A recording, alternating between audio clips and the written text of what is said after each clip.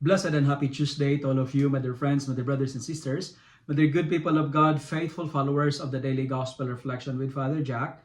My dear kababayans, today is May 13, 2025, and today is Tuesday within the fourth week of Easter year C. Today's Gospel is from the beautiful and the wonderful account of the Gospel of John, chapter 10, verses 22 to 30. In today's Gospel, Jesus said, "My sheep hear my voice, I know them, and they follow me." End of the quote. To follow is not easy. It's not easy to follow. Why? Because we need to listen. To follow God is not easy because we need to listen to Him. In today's Gospel, the Jews did not believe on Jesus for two reasons. Number one, they are not listening. My dear friends, my dear brothers and sisters, it is very difficult to convince people who are not listening. Listening is a mark of wisdom. It's hard to persuade people who don't like to listen. Second, the Jews did not believe on Jesus because they refused to believe because they were not His sheep. They did not belong to the flock. They are not part of the fold. And it is the same logic to the first thing I told you. It is difficult and hard to convince those who do not belong to your group, right? You cannot convince a goat to be part of the cows if he or she does not belong to the group of cows, right? So what's the challenge for today? The invitation is to listen and to believe.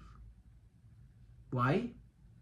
Because eternal life is reserved only for those who believe. Eternal life is not difficult for those who are listening. The festival of dedication was a celebration of light for Jewish people. They called it Hanukkah in Jewish tradition.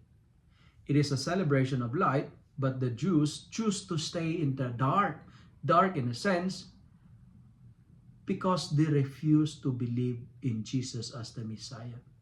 And the reason of their disbelief, the reason of their skepticism, and Jesus said, they are not among His sheep.